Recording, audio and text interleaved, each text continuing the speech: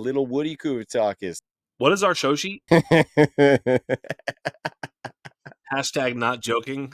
I know you're not. Screenshotted it in the text message group that you responded to, but it's cool. It's cool. It's cool. I did glance. Summertime. My new jam is that Palmdale song by Afro Man's been getting me going. I love that jam. Come back to me. Check it out. Check it out. Check it out.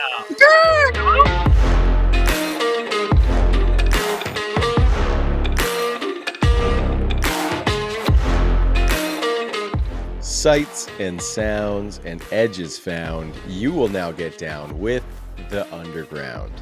The show that goes to the depths of the Dynasty landscapes. Underground is back in your life.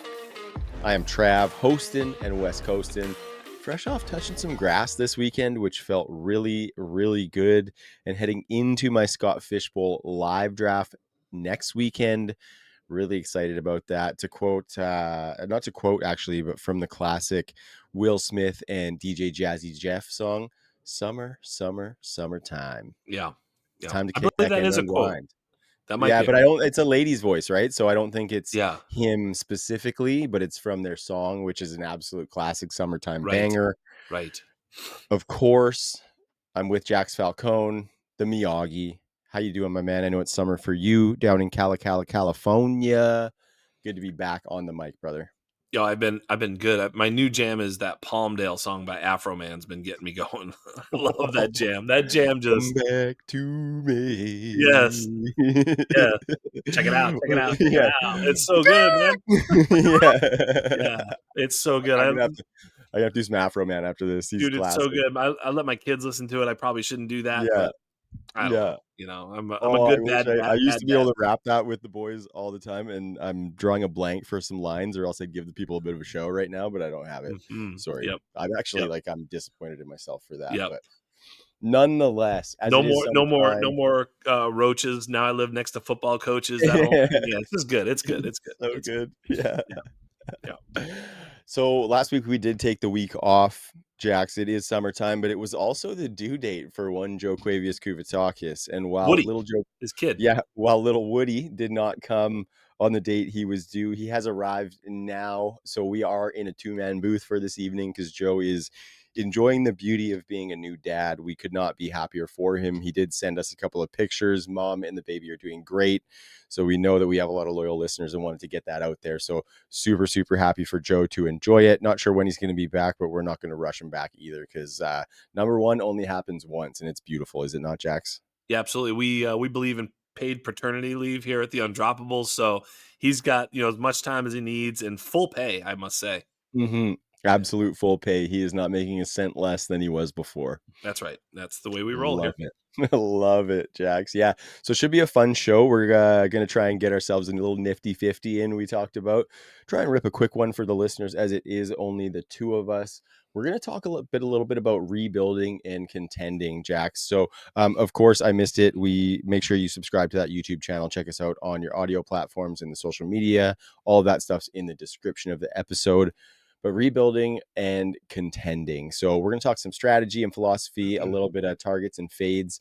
And we're going to start, Jax, with some deciding factors, as I've entitled them. So what makes us go in a certain direction? What makes us go in? And as we start, maybe what makes us sell hard in a rebuild situation, Jax, if we have a team that may be aging, maybe injuries have struck, or maybe some values have shifted heavily. What are some things in a rebuild, let's say, that might make you pull that trigger as opposed to getting stuck in the middle, which we don't want? Yeah, I'm not sure what the Venn diagram is of people that listen to this show and listen to the Undrafted. I would think there's a lot of overlap there, but if for whatever reason there's some of you who didn't get a chance to see me and Scott Connor on the most recent Undrafted, I couldn't be more proud of a show. That show was, me in a nutshell. So, I love that show. It was all game theory. It was all I think 3 or 4 player names came up the entire time. Like we talked for well over an hour, almost an hour and a half, and didn't have a player take the whole time. And everything was processed. And so if you're interested in that type of stuff, be sure to go check that out. When you're rebuilding, I always tend to think you kind of know it when you see it. And if you don't, you're being a little delusional. I think that there's also the teams where it's there's a lot of tools out there right now. Keep Trade Cut has a way that you can value your team amongst your league mates. You just grab the sleeper, league ID, throw it into Keep Trade Cut. It'll give you all the values of each position and your team plus picks. Dynasty Daddy does that as well. So if you don't want to use just one source to sort of see where your team stands, look, if both of those sources has you as a bottom 3 team, you may be a bottom 3 team, bro. I mean, sometimes you just have to come to grips with it. A lot of guys are a little bit delusional, especially when they only have a few teams, one or two. Once you start to play portfolio, you know what a good team and a bad team looks like. But, you know, I don't remember where we last talked about this, but, I still am a proponent of getting a team to the playoffs, right? If you can get a team, I think it was maybe me and Shane even, I don't remember, but if you can get a team to the playoffs, you can possibly win the money. Mhm. I think that's the reason we play, is to be profitable. In other words, even if you're in one league, you want to kind of dunk on your friends, that's profit. Whatever the profit is winning the league so that you can hold a trophy, so that you can win the money, whatever it is, right? Even if it's a low dollar league, you want to win the league. And a lot of times I think people will look at it and say, I only can have a juggernaut, otherwise I should just sell off and rebuild. It's like, why? You could win. Have you ever played redraft fantasy football before? Mhm. Who wins those? It's like, oh, my sister's girlfriend, some person who's never played before drafted this stupid team and ended up winning. They were like 500 and then won the thing. It's like, yeah, that happens. So you don't have to have the most dominant team to win the money. But you do have to be realistic with what your chances are heading in. Yeah, yeah, definitely. I think for me, it drills a little bit deeper into, there are a couple of position groups that can be very telling for you as Yeah. to needing to blow it up, right? I think for shelf life purposes, we need to build our teams through quarterback and wide receiver, considering super flex, of course, thinking Yes. that that is the standard that we play. Wide receivers, oftentimes we play with 3 wide receivers. I know most of my leagues, Jacks, are 3 wide receivers, other than a couple, which usually have more flexes if there's only 2 wide receivers anyway. And so building through the wide receiver position, I think if we look at between running back and wide receiver, as much as I like to build a running back heavy team, Jacks, I know that for dynasty purposes, I need to start building through that wide receiver core and then add those running backs to that, as well Right. as superflex too. Like if you are in an absolute hole at quarterback in superflex year over year over year over year, and you're starting scrubs and waiver wires, and like the Saints quarterback is your quarterback 2 on a weekly basis or something like that, you might need to blow that shit up, right? You Yeah. might have some good wide receivers, you might have some good running backs that you can ship off to get some of these quarterbacks. And it's, you have to think of like the level of rebuild that we're doing here too. Like rebuilds are not always sell off every single useful asset that's over the age of 25 on your team. Rebuilds can be done a little bit on the fly. You might call it a bit of a retool, right? So you have to assess that.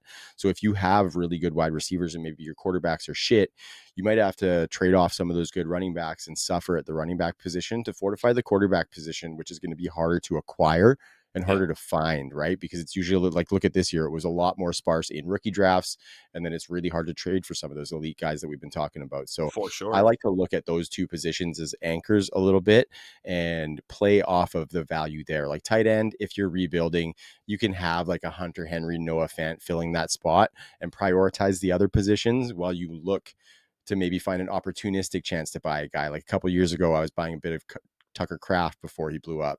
That was Right. an opportunistic chance. It wasn't me trying to go out there and buy every tight end that I thought was available. It was, hey, I like this guy. I think he's going to come up. I'm going to fire an offer out there. So I think it's building through the positions that you need to build through. And if those ones are in purgatory, then you might just need to start selling and picking up some of those picks. Yeah. Well said. I mean, you certainly need to be building through wide receiver and quarterback in almost all leagues. I mean, we specifically with Scott, he talked about some different leagues where it's like point per carry, start 2 wide receiver, just ridiculous, half PPR, where like the running back is so much more valuable than a wide receiver. 2-point tight end premium. It's like, who wants wide receivers in that stupid league? Like, Mhm. so it just depends on the league settings. But in a general PPR, start 3 wide receiver, 2 or 3 flex type of situation, small tight end premium, no point per carry. Yeah, what do I Yeah. don't need running backs. I need wide receivers to carry me for days. The other thing too that I think is important is once you're in a rebuild, so to speak, once you're thinking about the future, not thinking about competing, your lineup doesn't matter. Yeah. If anything, your lineup means less. You're just transacting to try and improve your value for the future. I've got a team right now I'm thinking about, and it's like I've got a lot of future first. I've got some really young wide receivers. It's not a good team right now, but it's also not a rebuild team. Mhm. It is sort of a rebuild team. It was a startup team that has like just a shit pot of young wide receivers, Rashi Rice and Abuka, JSN, Higgins and Burden, and like I don't know, just a ton of dudes where I've got that wide receiver core, but they're also not that productive yet. Maybe, right? We don't know. We'll Yeah, see how some of these guys fire. Maybe I've got lightning in a bottle here with this team, or maybe I'm just like a year or two away with that wide receiver core. But what's interesting is I don't know yet. And so I'm not going to blow up the plan because I'm in a rebuild. So it just depends exactly. on where you are in that rebuild too, but um one other thing I want to say, and you can tell me what you think about this. So obviously you're trying to sell assets. Um I was thinking about Calvin Ridley. I just sold a Chig Okonkwo. Um, and what do you think you could get for Chig right now? And just in draft capital, Probably like a third, maybe a second if it's tight end premium, but you're asking a lot there.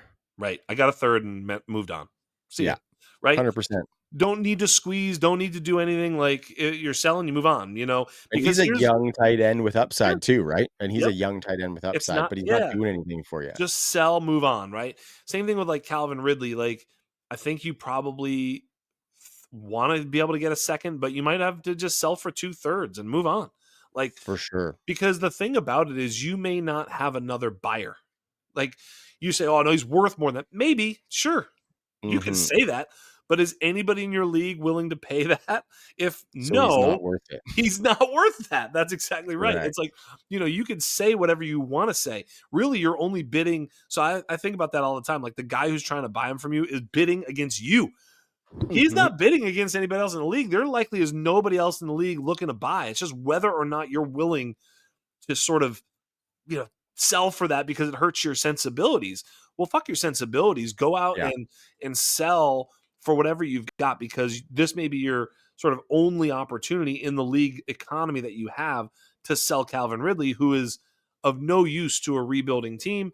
You just want to keep churning assets. Now all of a sudden you sell Calvin Ridley and Chigaquanko, you have 3/3. I know Mhm. that's not anything, but guess who was drafted in the third? It's like, Terrence Ferguson, Elijah Arroyo, Harold Fannin.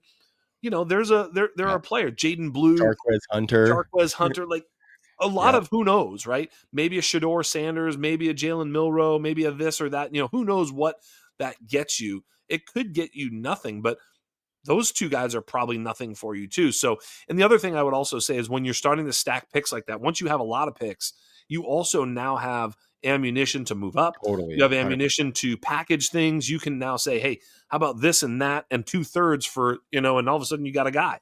So whereas you couldn't add Calvin Ridley and Chigaquanko to that trade because they'd be like, no, I'm not really interested in those guys. Everybody's No. interested in picks because there's something behind the curtain that they can put behind the curtain. Whereas player specific. That's why you always want to push as much of your sort of hidden your value into draft capital, where we call it the Iron Bank.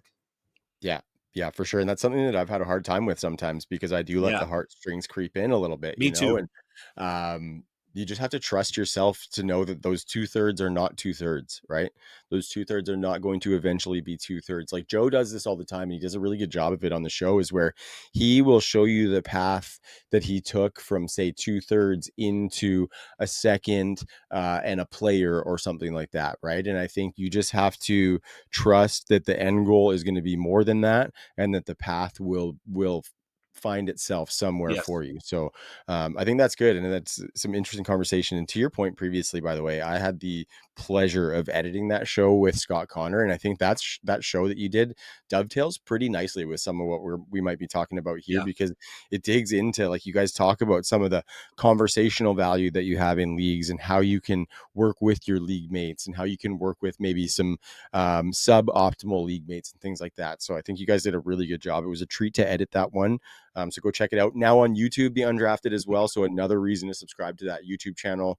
Sorry, Jax, I'm the producer. I had to get that shameless I love it. plug in here. But let's talk about contenders. Yeah. I think we've talked a little bit about it, and contenders are it's maybe a little bit of a tougher one to contextualize because sometimes you got to feel it. Sometimes it's a bit of a preference, right? We have different values on players. So one person's contender is one other person's team that's stuck in the middle, right? So what are some things that show you that you're ready to kind of go all for it, go all in for it? Right. I mean, a lot of times I'm going to be thin at running back, like you say. Obviously, if I have a team that's heavy at running back, it better be a contender. Otherwise, I need to make some changes. So, literally, if you look at your running back room and you have a lot of starting running backs and you're somehow not a contender, that's a bad team. Don't be that team. That's when you're like, oh my God, I need to make changes fast. So ultimately, I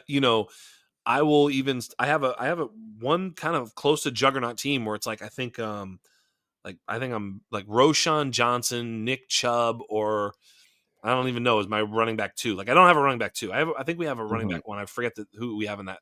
Maybe a Brees Hall team or something. But like it's like I have a running back one, but I don't have anybody to put into the running back. I just don't even know who Yeah. we're going to start week one. It's going to be like a funny, Jerome Ford or something stupid like that. But I'm not worried about that because if the team is good enough, it will show itself. And if I'm It'll even winning, supplement that. yeah, if I'm winning competitively or losing competitively, but my team is showing that it's got some fight early on. I can buy a Javante. I Yeah. can, Question for you off of that actually. So like just kind of a question as to what you're going to yeah, do for that. Are you um you're it sounds like you're gonna go into the season with that running back two yeah, spot weak. Would you say that your preference would be to maybe sell that fifth wide receiver that you have that is a wide receiver two, or start to dip into your draft capital to fix that running back two position if you notice that your team is a contender? Because that's something that I do is I always kind of try and keep that draft capital. I like having yes, the shiny first, right? yes, And I try and give away maybe that wide receiver four, wide receiver five, who I can supplement that flex position better than I can supplement the running back two position. yeah, totally.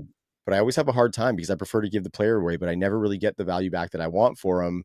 And it's kind of hard to sell a little bit lower at that point when I feel like I'm a contending team. So what do you think there? Do you have a preference, or is it kind of work with the person and and see what they'll take kind of I'll thing? give you an example of how Yeah, I did please. this recently because, and I think the answer is you have to be flexible and patient.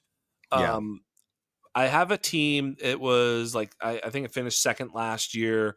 It's a good team. Quarterback is a little bit devalued because it's like 4 point passing touchdown, no rushing first down or anything like that, and it's like three. It's like a point per sack or something too. So like the quarterbacks only score maybe 10 to 15 because they get the sacks and they only get 4 point passing. And it's like 3 point interception. Like it's nasty. it's a nasty little quarterback scoring. So, you're not going to win the league with a big quarter. I mean, you obviously can, but you get my point. It's not like Mhm. you need them. You can actually start a position player in that super flex. Right. The team's pretty good, but it's not outstanding, but it's definitely punchy and it should be in the playoffs and it should have a chance. I had like Geno Smith. I think that was it, which I was fine. I sort of did this by design. I didn't invest heavily in quarterback because of the format. I was still competitive and winning and almost won the league. I think I lost Super Bowl last year, whatever the case, right? So I wanted to make a trade and I forgot who I put up on the block, but it was like, oh, I was like selling from like CeeDee Lamb to AJ Brown and then trying to get a quarterback. And I was there, and the Right. guy squeezed me, and I had like three things going this way, three things coming the other way, and the quarterback was like Jared Goff. It wasn't even like okay, I'm winning at quarterback. I'm going to get Jaden Daniels. It was kind of like all right, well, I'll do this, and he squeezed me back, and I was patient, and I said hold on, and then I sent a third as an offer for Aaron Rodgers, and it was accepted because of course it was because Yeah. you're holding Aaron Rodgers like something for this guy, perfect, get him off. Yeah. So I just ended up keeping the rest of my roster together, and the difference between Aaron Rodgers and Jared Goff this year, I don't even know if there is it. I don't know. Maybe there is. Maybe there isn't. I don't even know. You We'll know, see. I certainly would even rather so, it's Goff.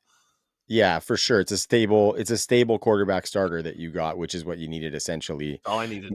Maybe the upside is a little limited versus Jared Goff, and maybe it's not, depending on what it looks like without Ben Who Johnson. knows, So, right? yeah, So exactly. That's I the right play solved the problem. value-wise. I Yeah, solved the totally. problem with a different solution that, I looked for a solution that I liked. I made it an offer that was fair.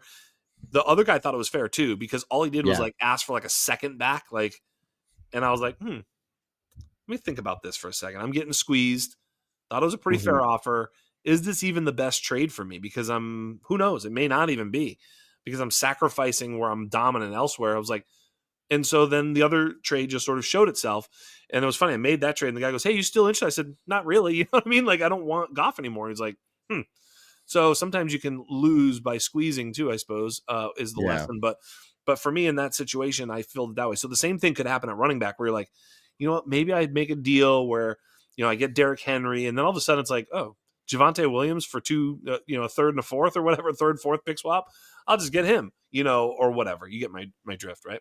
Yeah, 100%. And yeah, I love that because it's tough thing to do sometimes. It's really tough not to get excited about that first offer that nets you what you need. You know, you're paying a bunch, but maybe it's a big trade. Maybe you get a little, sometimes I get a little bit of hyped about, oh, the trade's good or the chat's going to blow up on this one. It's going to be exciting. You know what I Yes. mean?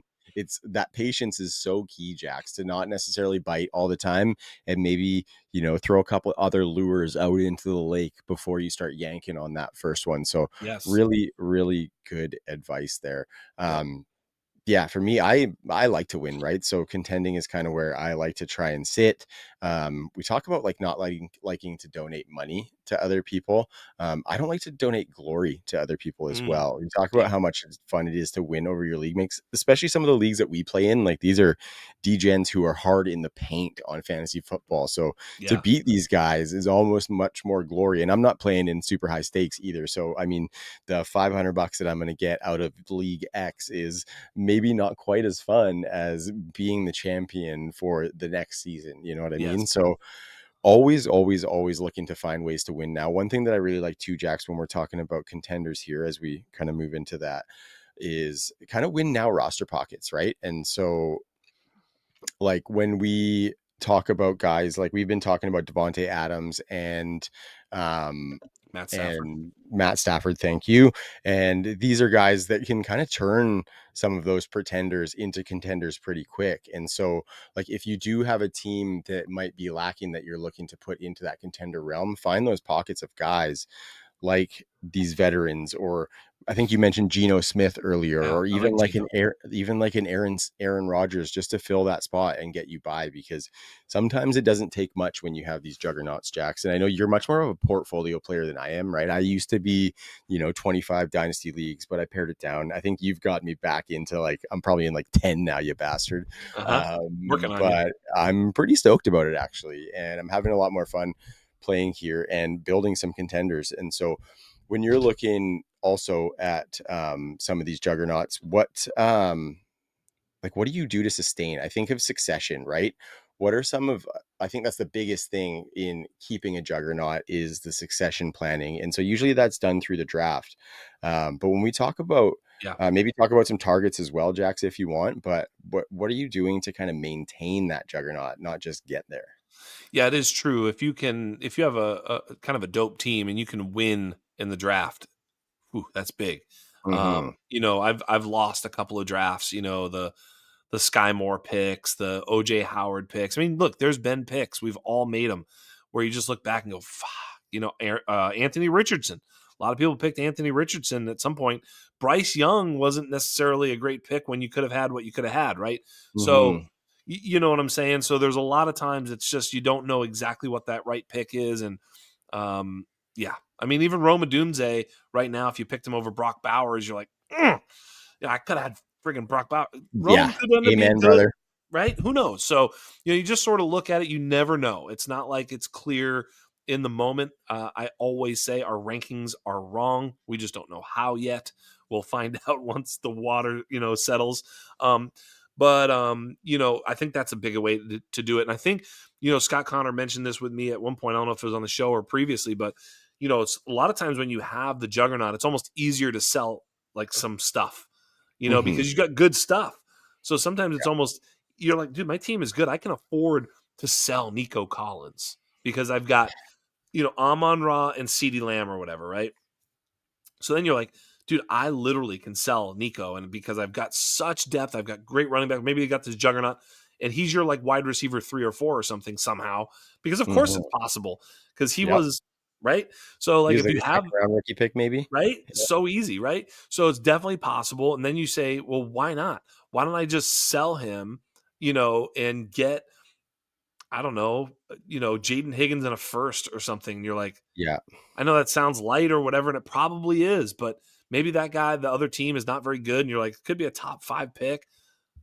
I can take that type of risk. I can make those types of moves that, because I have depth at wide receiver. I can move, I don't know, Cortland Sutton into the Nico Collins spot, whereas Cortland Sutton normally isn't playing. So now I move Cortland Sutton in. Maybe I lose a little bit, maybe I don't, but now all of a sudden I've replenished my my roster going forward. I'm not saying that you should go make that exact trade, but you get my point, right? Where you can afford to sell Nico, and you probably get 2 firsts and Jaden Higgins. To be honest with you, is what you should get. Totally, right? It's just finding Yeah. those little edges that you can have with the surpluses on your roster. I've talked about this trade a bunch on the show, so we don't have to get into it, but it's like that mix in for Trey Benson in a second trade that I made Yes. last year. I had a team that was pretty good. I could sustain losing Mixon or at least fill him in with adequate value. And now I found some succession. And I think what I did there is I took a shot. I'm taking a shot on Trey Benson, and we've talked about it on the show, how I'm pretty bullish there. But you might have to take some risk, right? Like you said, taking risk in those trades by taking what looks like a little bit less, taking risk on some players that you acquire as guys who might be nothing, but also might be really, really good if they're to hit. So I think that's really well put on the contenders. And so with that, let's move into some targets, Jax. Yeah. We talked about it. The way we're going to roll this is we're going to go just down some of our rankings here and talk about some of these players. I think we'll stay out of that kind of elite tier of guys because it's pretty easy to say every contender should be going after Josh Allen. But when we get down here, Jax, like we talked about Jared Goff, I think he's a really good contender target as a guy who's probably going to give you 4,000 yards, probably going to give you near 30 touchdowns. I got to say, though, Jax, I've been touting him. My favorite buy for a contender, could even be a buy for a rebuilder, is CJ Stroud. We've talked about him a bunch. I think the regression is so there as somebody who's already been perceived as a really good dynasty asset, but still has not had over 23 passing touchdowns in a season, got the new weapons and stuff. So I think CJ Stroud is one of my favorite targets for a contender because I think what you're doing there is you're taking a shot on him being elite, and not elite from a top 3 dynasty quarterback, but one of the elite non-rushing quarterbacks, as we call them. So maybe ceiling is like top 7 or something like that. And I think CJ Stroud can be that. And if I'm a team who wants to take that elite shot as opposed to say you're Aaron Rodgers for a third pick that you had, I think CJ Stroud would be a guy I'm going after. I mean, if you're trying to trade something, as I look here, like if you would you would you trade like Michael Penix in a first, or would you take Michael Penix in a first for CJ Stroud, Jax? Yeah, probably. Probably. I I, think I might pay that. yeah. Yeah. I think that's probably, I'd take that. You know, the guy that actually you could find who's less expensive than CJ Stroud and almost certainly will outscore CJ Stroud this year, has a contract, likely to be a starter in the league for many years to come, that everybody hates. That's a win now target is Kyler Murray.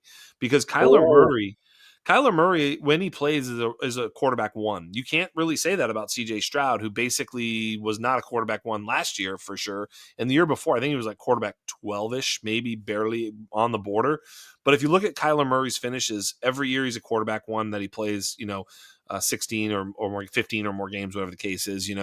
And so, yeah, he's just found money. He's still young. He's still precocious. He's tied to a contract, and I think if Arizona did move on from him, he'd find a suitor. It's not like he's just going to be out of the league.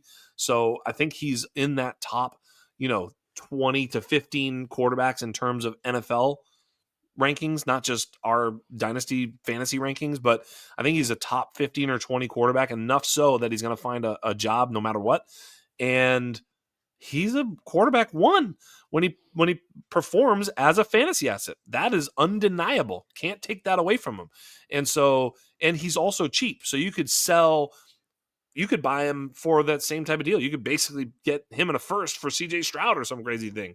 Like, he is that far down the board on for many that they'll just, I mean, you could buy him and plus profit, unbelievable value on Kyler Murray right now.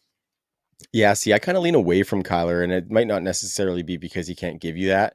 It's just like I feel like the bottom could kind of fall out for him a little bit with the size and the injury, and the fact that he's not ever been, and I don't think he's ever going to have any prolificity to his passing game. You know what I mean? I don't think he's ever a guy who's going to get over 25 touchdowns. Hasn't done it yet, and so I'm really scared that him being a pretty inadequate passer might make that leash a little bit shorter potentially. I know he's going to get shots. He's a number one overall pick, but he scares me a little bit. I think if I'm going for that type of quarterback, I'd probably rather take a swing on Justin Fields as opposed to a Kyler Murray, knowing that maybe the shelf life of being a starter in the NFL is a little bit shorter, but he probably gives me just as good upside. But I can see it though, right? If you believe in Kyler, it's there. I just maybe am not a believer. He's right on that fence though, too, right? He's like right on the fence of believing in him and not believing in him. So I think it's fitting that maybe both of us go separate ways on Kyler.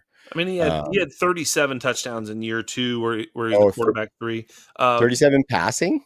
26 passing, 11 rushing touchdowns. I mean, Okay. he's been right around 25. I mean, he's had 20, 26, 24, 21 this past year in 17 games, and that was a bad season where he was basically, everybody hates him and he was quarterback 10. Mhm. So, it's like everybody hates him with 21 passing touchdowns. I'll take quarterback 10. He outscored Yeah, fair enough. the aforementioned CJ Stroud. I mean, that the point, your sort of reaction to when I said Kyler Murray is why he's the buy, is because Yeah, I guess so. everybody hates him.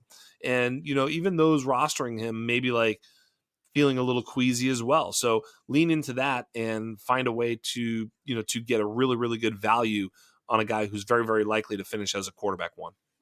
I mean, my Marvin Harrison bags sure fucking hope Oof, so, Jax. I'll tell me you too. that. I'll tell you that. I Yeah. will tell you that. Let's look at some running back contender targets. Obviously, you want to get those big elite guys, but if those guys maybe are not necessarily out there for you, hot take, Jacks. I think some of these rookie running backs could be pretty nice targets with early production on the way. Like, obviously, you would have had to get them in the rookie draft, but maybe you have some aging veterans at wide receiver who another team is wide receiver short and they are looking to contend as well. I think if you need to maybe trade with another contender to get yourself something that fills in those running back positions, a guy like Quinshawn, obviously Genty, but he's pretty hard to get. We've talked about RJ Harvey. I think those guys can fill in pretty adequately while still adding to that succession plan. So this is where not all contender acquisitions necessarily have to look the same, because there can also be youth attached to contender acquisitions. Doesn't always have to be the old guy that nobody wants, right? Yeah, sure. I mean, right, absolutely. If you're buying a running back, it's usually a luxury anyway. So, if I'm buying a running back, I do tend to look at the Aaron Jones, David Montgomery, section of Yeah. that aisle, whatever, the discount aisle. Brian Robinson, James Conner, right? Yeah, these are the places I kind of want to shop for productivity. Javonte Williams, that's where DeAndre Swift, sorry. I love DeAndre Swift. That's Yeah, another DeAndre's great one. great too. Yeah, absolutely.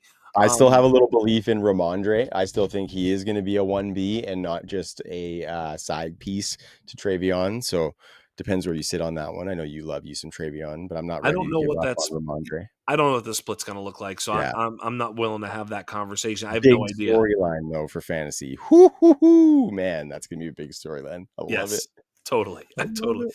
But I certainly bet on Travion to find his way He'll into be the the high more leverage explosive. touches for sure. He's the guy you probably want for fantasy. Let's No be doubt. honest. But yeah, so those are the types of guys. I mean, really, it's like whenever I sort of shop for running backs in the teams that either have too many of them or, because here's the thing, when if you look at your roster and like whoever your running back four is, you don't really give a shit about who that is. So that could be like Chuba Hubbard, and you're like, yeah, I've already got like, I've got Hmm. Bijan and Achan and James Cook, and Yeah, so that guy has Chuba. He great may point. be able to like be like, yeah, you know what, I'll just do this and that and the other thing because I might as well or whatever. So it just is team specific. I think Kenneth Walker could be a buy as well. Um, Yeah.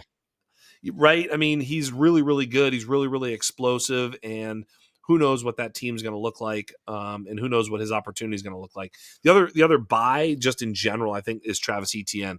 I think people Good call. jump the shark a little too quick on Etienne. I don't think he's necessarily some sort of super special player, but he's likely a starting running back in the NFL. So, Yeah, um, for the upside that we've seen out of the guy. We've seen the guy be a top 5 running back within the last, like, 3 years, I think, and so I think that was a really good point that you made, though, Jax. I think it might not necessarily be the players that you go after at the running back position, but the teams that you trade with and the league mates that you focus on to get, right? Because a lot of these guys are pretty similarly tiered. You can slap a different name on the stat lines and it all doesn't yes, fucking matter. So sometimes it is the person that you're trading with in your league as to whether they have the running backs to be able to give them, because running backs are a hot commodity, especially down the stretch. And if there's a guy that doesn't have many, you might want to just keep looking elsewhere instead of yeah, trying to. buy the running back your league mates don't like Yeah. whoever that is. Follow Really, that chat. Follow that right? chat.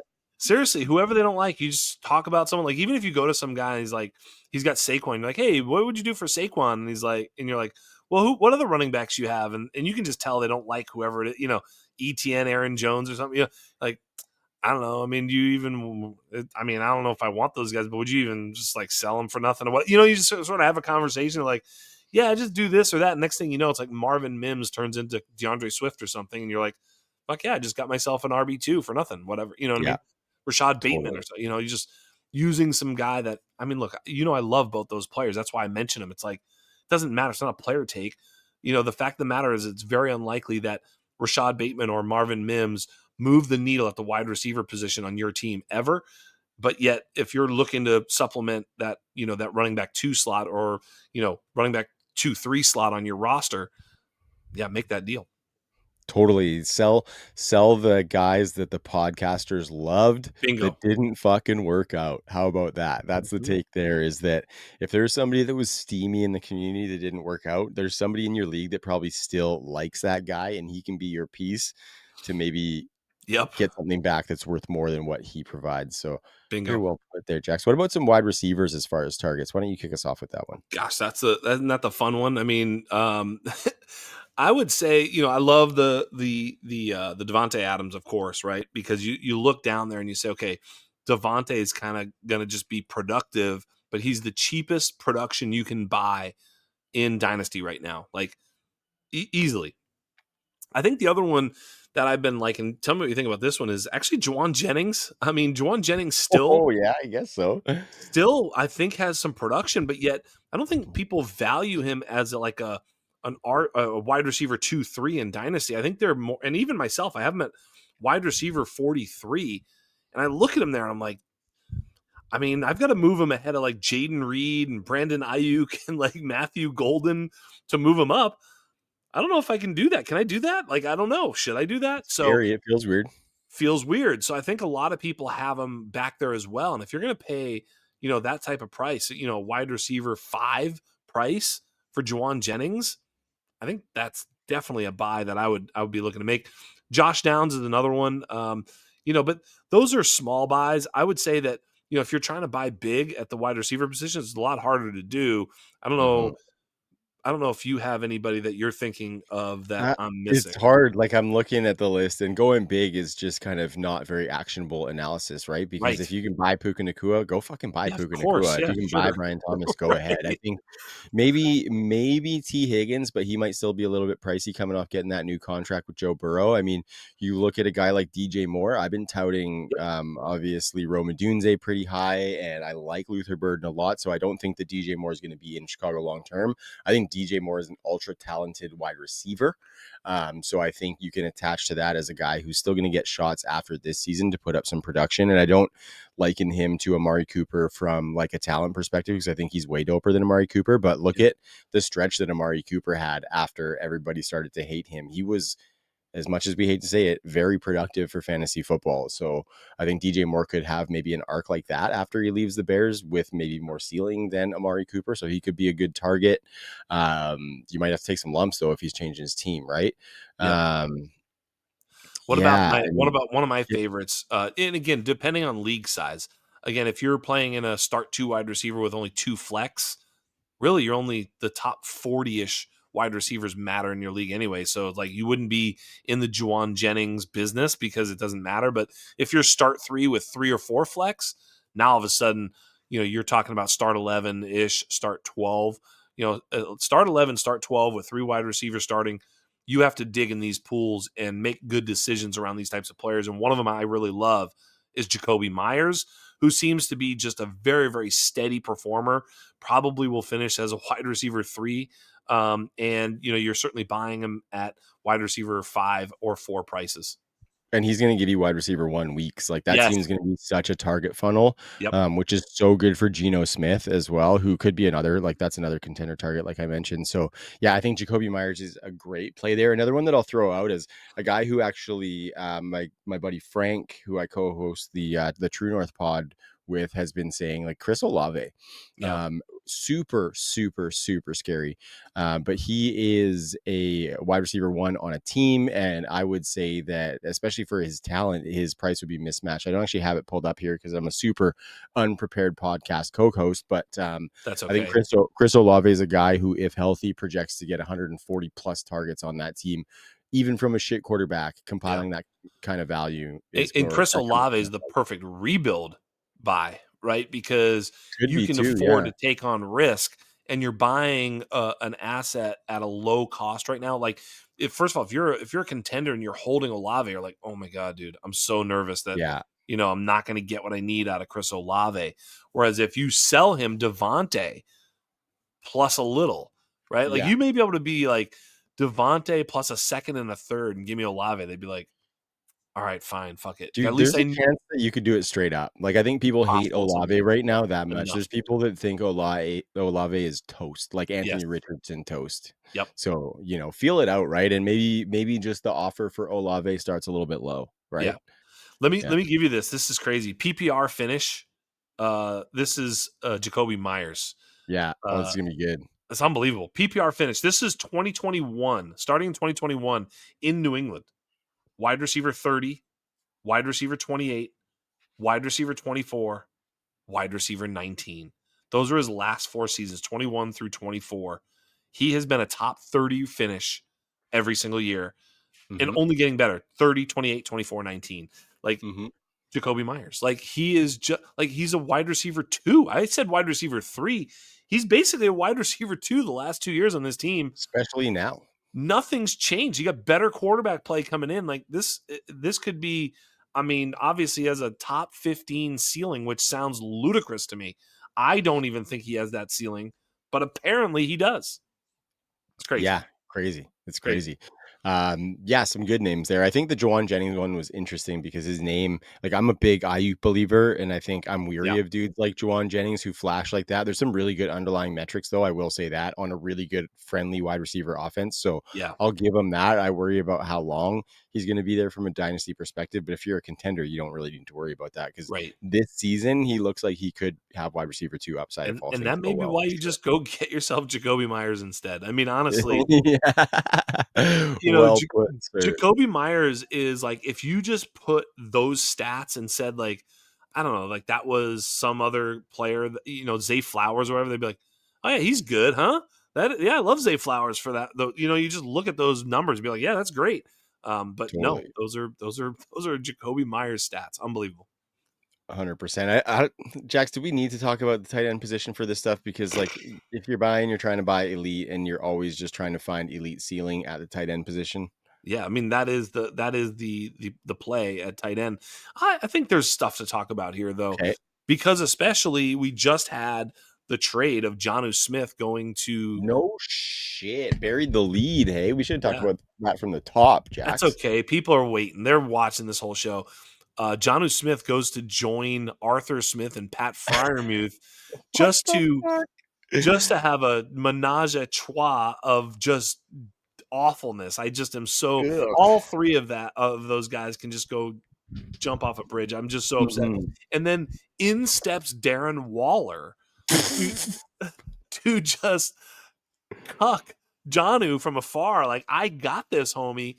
He's going to be the starting tight end in Miami, provided he's healthy enough to play starting tight end in the NFL. Period. End of story.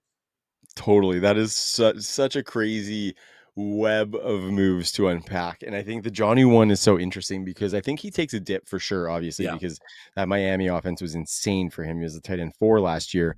I do think that like maybe his fall might not be as precipitous. Like I don't think I don't know if I'll take him out of my top 15. I think he immediately goes above Pat Fryermuth because Yes. his avenue to winning is short, easy targets, and Pat Fryermuth's avenue to winning is heavy touchdowns via red zone work. So I think for me, it's Johnny Smith all the way when I think about those two guys. But Yes.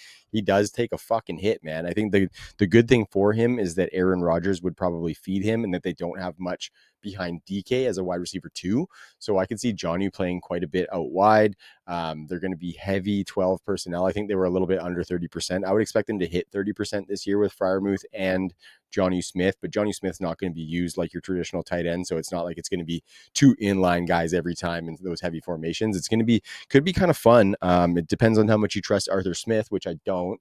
I also, from a franchise building perspective, like I think building your offense around a specific offensive coordinator is a mistake, and it's a good way. Yeah. Now, Mike Tomlin's in a little bit of a different situation, but I think it's a bit of a good way to lose your job because if those guys don't work out and that offensive coordinator doesn't work out, your team might not be built for a ton of other guys, and it might take you a little bit of a longer time to reformulate that offense to fit most other guys because Arthur Smith is not most other guys, right? Playing that smash mouth football, and they went and got a guy that he really wanted in Johnny Smith.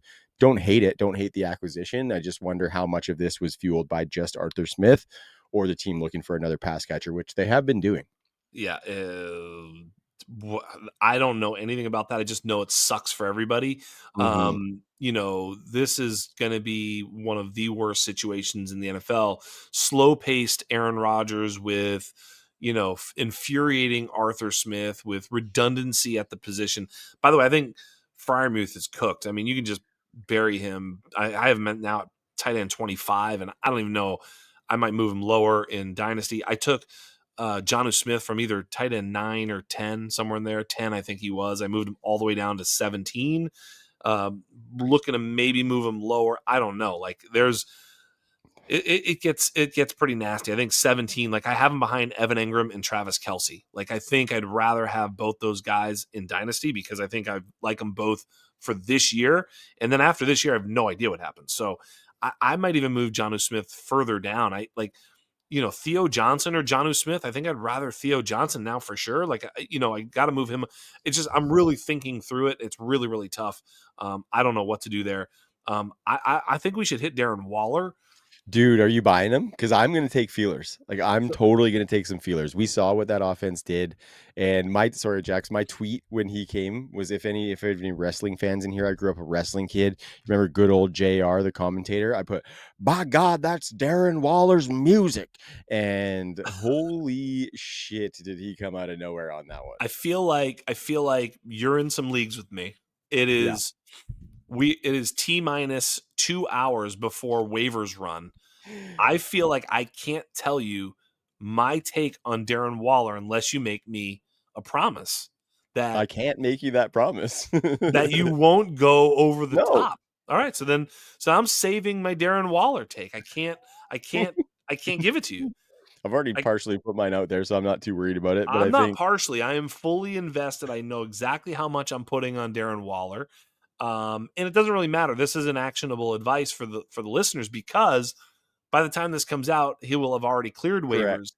And correct. so next week I will reveal to you how it went. But I would ask the audience, how are you playing Darren Waller tonight? How did you play Darren Waller? Because I think there's something there. I think when you talk about the upside swings that you're looking for in a league, he possesses Bingo. that.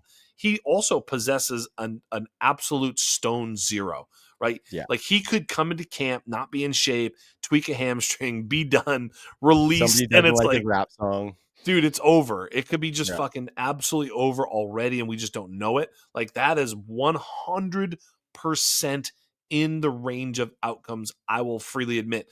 But I think when you're looking at Fab and you're looking to spend Fab, am I going to go 100% all in? I'll tell you, I'm not. So you don't have to Yeah, put same. 100%. There is a league I'm 100% all in. It's a 32 man league with 30.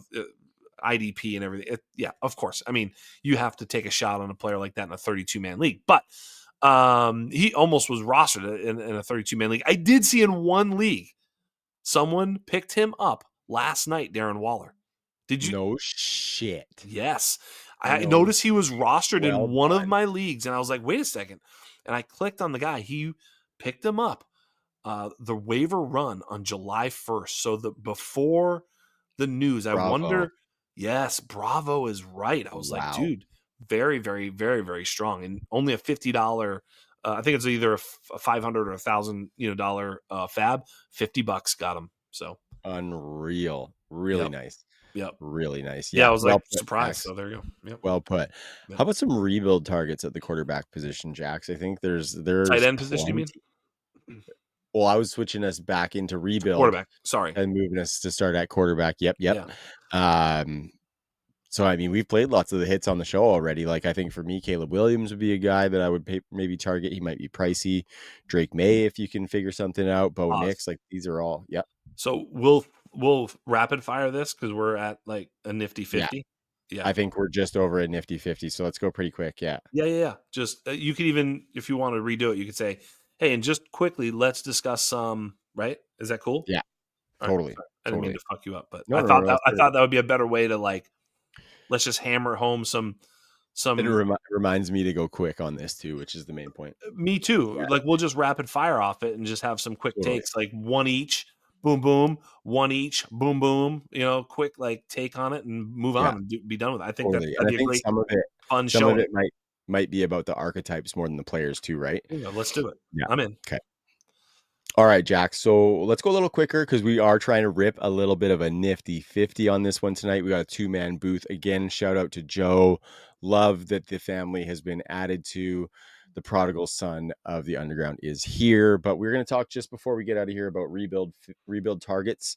Jacks, there's tons of them. I think we'll go through each position, but we'll be a little quicker on it here because I think some of it comes into like the archetype that we're looking for. Like for quarterbacks specifically, like backups with a pulse are guys that we want to target as guys that are going to play. Young backups with a pulse, especially, are guys that we want. And so I'm looking at, we've played lots of the hits on the show already this off season, but I'm targeting guys like Caleb Williams. I mentioned CJ Stroud. He could be a target for a rebuilder as well. Drake May and Bo Nix are guys that we've touted who I think would be fantastic additions. Bo Nix might have ascended already, but I think Drake May might be the ultimate because he hasn't had that ascension to show everybody that he's it yet. And I've even battled you guys a little bit on your ranking of him, despite only having him a couple spots behind. And so I think if somebody thinks like me, or maybe thinks even a little worse than me, that Drake May could tank, then I think you can go out and you can attack that because I think the team's going to build around him. They've showed that they're going to try, even in lieu of being able to have some long-term additions to surround him with. They did go out and get Stephon Diggs, which I think is a nice move. He's not the long-term answer as Drake May's wide receiver one, but they tried to do something knowing that they might not be able to pull off like a Ted McMillan in the draft, or maybe might not want to pull off a Ted McMillan in the draft. So I think the moves that have been made around him have been really nice. Travion is insulation as well, Jax. So your boy, I'm on it now. So does it feel weird that I'm throwing out the bullish Drake May take, or does it just feel like validation? No, it doesn't feel like validation. Look, the community's roundly with this Drake May situation. So ultimately, I don't know that, look, if you're a rebuilder, yeah, of course, I'd love to have Drake May and Bo Nix and Caleb Williams and JJ McCarthy. Of course, but easier said than done. Those guys are very expensive. And so, you probably don't have the capital to go buy a quarterback at a high price, unless you're taking Jalen Hurts or a If Josh I'm Allen. blowing, that's what I'm thinking. If I'm blowing up a Mahomes team or something like that, right? I Yeah. got fuck all around Mahomes, and he's the piece that I have to sell to get some shit back. Like Yes. oftentimes, I'm not trading a quarterback without getting one back in certain deals, and Absolutely, so right. in that one especially, I'd want to get one of those young elite upside guys. Yep, that's the way that you can go there. Other than that, I think it's all value. I have a rebuilding team where I had a bunch of picks, and I think I have Dart, Milrow, and Shador. It's like Milrow and Shador are right on my list too. I just Yeah, love I them. drafted them all. They're all on taxi. I'm like, whatever. Hopefully, we'll see. hopefully I get one quarterback out of that. Maybe if I get two, maybe if I get one I can trade. I don't even know. I'm just taking shots on quarterbacks because until you have two or three at least, you have zero, so you need to go get them. Other than that, I mean, yeah, you're right. I guess it's possible you could, go the Daniel Jones, I think is fine, stuff like that. But I would just, even a Kirk Cousins, I mean, but those aren't Yeah, I like rebuilding that. players, I guess. It's just at quarterback position, I just feel like whatever you can do at any point, if you don't have quarterbacks to get some, is fine. Just do what you got to do at value. Because again, if you're spending all your capital just to get a quarterback, especially one that's a little older, you're like, oh, I sold some first round. Now I have Jared Goff. And it's like, by the time your team is good, who knows if even Jared Goff is still good, right? So you got to be a little bit more careful. I think when you talk about moving to the running back position, Mhm. uh, none of them, like, don't buy any, Yeah, right? don't be buying in a rebuild. Right. I mean, but I think the thing that you want to do is the thing you did last year, which is the mix in for Benson in a second. I think I did, I sold like Rashad White for Dobbins in a second, like 2 years ago, and it looked Big shot. stupid. And then it looked smart. The point of the matter is the second was the best thing out of that deal. It wasn't then, but it might have been the other way around. It might have been Dobbins I sold for Rashad. That's the point. I don't even remember. It sounded stupid at the time, and I can't even remember which way it was because that's the whole point of running back. So like, if you're selling Devon Achan for, Kenneth Walker and a pick or a couple picks, it sounds like, dude, you're crazy. What are you doing that for? Or JT for, Christian McCaffrey. It's like, but you get the pick, whatever. Like almost any trade you make, where you're selling down Kyron Williams for Chuba Hubbard and a pick. It's like That's I the would answer, just yeah. sell any running back I can for another running back plus a pick. And I would try and keep them as close as possible. But I want to get at least a first, second, or if it's a third, they have to be really, really close in value. But I'm swapping running backs with other teams and just picking up picks and just doing that over and over again with running backs. That's a tried and true, especially when you don't care if you're winning, right? Because if you're at the point where you're rebuilding, you literally don't care if you're scoring points. You're not buying production, so you can just make that deal and just continue to reap value. So that's really the thing to do at the running back position. And you can tell me I don't care about the name. I'll just sell the running back 7 for the running back 12 plus a second round pick. I'll do it. Whatever it is. And Doesn't matter. and You see my point? that is the answer to rebuilding your running back room. It's the picks. The answer is the Yeah. picks that you've acquired in the rebuild, not the players. Okay, so yeah, I think that's pretty good. Like, let's move to the wide receiver position, Jax, because I think Yep. this is where it's very, very interesting, right? Because you can buy at the high end in a rebuild potentially if you want to sell those picks and kind of anchor to a couple of guys. But I mean, if we're looking at some other young rebuild targets, like I think of like look at Luther Burden right now is a good Yeah. rebuild target because he is hurt right now. And if you still believe in him, I'm not looking at him as much as a 2025 proposition at all anymore. I'm Right. almost looking at him as like a zero. It's really hard to be attached to those. Like it's really hard to expect production from a rookie at any position who is injured through camp. And at the wide receiver position, which is a very detail oriented position, I think it's a little bit harder. So Luther Burden would be a big guy that I'd be acquiring. We talked about Chris Olave as a decent shot.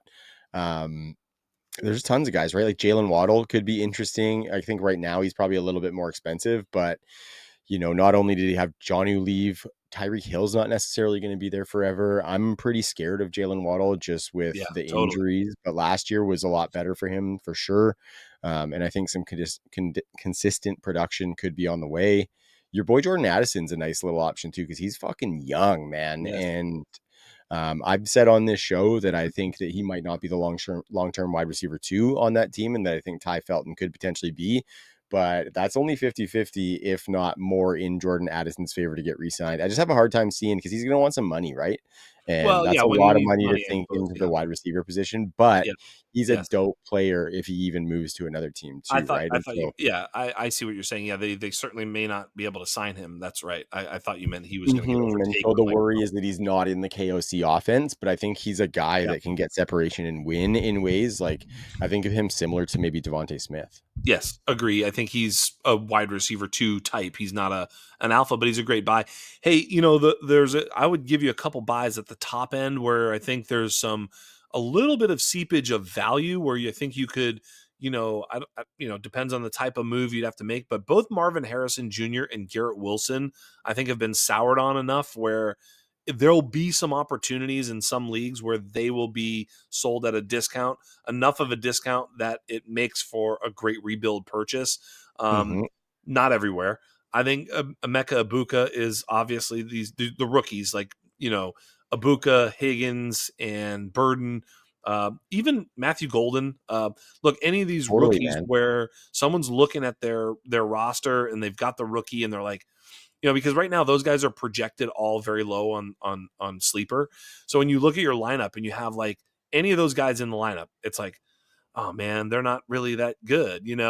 And so you may be able to sell them for a little bit of an aging player, DK Metcalf type or something like that, where you could, probably buy one of those rookies, maybe even plus profit for some, George Pickens, DK Metcalf type of players, even Terry McLaurin or who knows what, right?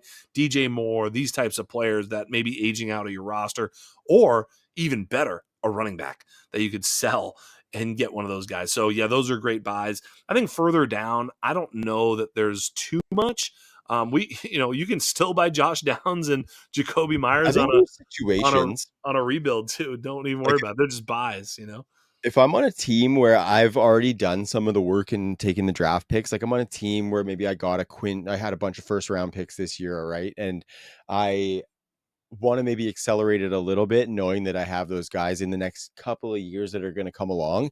I Yep. think like, and this might go against like normal dynasty theory or whatever. I think I might throw a feeler out for those cheap guys who can give big upside. Like I think of a guy like Brandon Ayuk, not necessarily a guy you would think as a content or a rebuilding target, but if I have a bunch of those young guys, I don't think Brandon Ayuk's going to be that great this year, and I think he can come back into the wide receiver Yeah. one role for San Francisco. Think about a guy like Michael Pittman Jr., who's in kind of a similar situation, Yep. looks pretty ugly. We've seen some of that big upside from him, right? And so those are a Totally. couple of guys who, if you have the team ready to ascend and maybe you Love need to that. add some big production that can come soon, I think those are a couple of targets that I might look at there too. Yeah, I love Michael Pittman Jr. as a buy because we've So seen cheap, him man. we've seen him get targets and now he's worth nothing. I mean, Wide so receiver yeah. 50 something. Yeah, that's great. I It's have him crazy. higher than that, so I agree. Yep, that's a Mhm. buy. I'm looking at my rankings, not their rankings. So yeah, that's a great call. I mean, you don't want to get too, stars in your eyes, looking down and buying these cheap players. So I'd be careful, down the line. But even like an Alec Iamanor, I think Mhm. is worth it because he could pop. But you don't want to get too excited about the players further down. So because they're likely not to be anything. And then at tight end, I mean, to finish us off, I mean, we Totally, talked a brother. little bit about it, but there's not much there. I mean, I don't The even rookies, I don't even the care about a rookies tight end if I'm rebuilding. I'm definitely not buying specifically tight ends. I'd take one on the roster, and maybe you can put the Kyle Pitts cream on, and maybe it feels good, and you can find a way to do that. I don't know. I don't know. Do whatever you yeah. want. Do whatever you want at tight end. We love us some Tucker Craft, obviously, Yes. right? Yes. Um, I've said that Turd Ferguson might be a little bit more than you guys think he can be, but he's got a little bit of youth there. I mean, Dallas Goedert feels so weird Yeah. because I think he just restructured a deal with the Eagles, but it kind of felt like if he was to leave, he was going to be in so much better situation. You talked about Theo Johnson, and this one is totally a Joe Quave Yes. one because he's been touting Theo Johnson for a long time. Theo Johnson's great, and I have him in a couple leagues, and I'm stoked about it. So, Yeah, I yeah, like and the Michael Mayer as another guy. Jatavian Sanders, and like those are the guys. Jatavian Sanders, Theo Johnson, Harold Fannin. I even Isaiah Likely a little bit less, but same type of player, like younger guys that if they kind of found their spot where they were like the number one guy, they could actually be pretty big plays. I think also Noah Gray Yeah, is a good call. perfect rebuild buy because he's probably not going to do too much ever, maybe. But if by chance, you know, Kelsey retires or injures and retires or something like that, it's possible that he could be an actual asset. And he's so cheap that he's worth a shot. Totally. I'd even take that Chiefs tight end depth chart down to like Jared Wiley or whoever else is Exactly. behind fucking Noah Gray because Noah Gray kind of came out of nowhere. And it feels like whoever the Exactly. next tight end in Kansas City is going to be, he's going to be a guy who's like a tight end molehill, and Andy Reid's going to make a mountain out of him. You know what I Yep. mean? Absolutely. Um, So yeah, I think that was really good. Lastly, but not least, the candle is still burning for one Benny the Sinner, Ben Sinnott. Had to get him out there because I know he's behind Zach Ertz, but he's way fucking better. So free that man. Yeah. Free the sinner. Free the sinner. Okay, Jax, I think that was pretty good. 2-man booth. We ripped her. I don't know exactly how long it is right now because we usually record a little bit before we start the pod, but hopefully it's in that 50 to an hour range. 50 was Yeah. ambitious for us, if We we're being record honest. we record early. Got to make sure we get those gorilla dick jokes in. So Yeah, yeah, absolutely. Absolutely. I'm not sure if it's going to make the cut, but I was at 1.75 before the show today. So I'm not I trying to remember it brag. was big news. Not trying to brag, yeah. Cool, man. So good little epi we had there. Thanks to all the listeners for listening. Please go subscribe to that channel. You'll find not only Dynasty Underground, but you will find the Undrafted. You will find the Dynasty Pulse. You will find Unhinged with Biggs getting buck wild with it over there. So lots of good stuff going on in the YouTube channel and all of the Undroppables. So go check us out on the socials and everything. Love doing it. For Jax Falcone, I am Travis Steele. For Joe Quavius Kuvatakis and little Woody Kuvatakis that just arrived and joined us. Until next week, peace.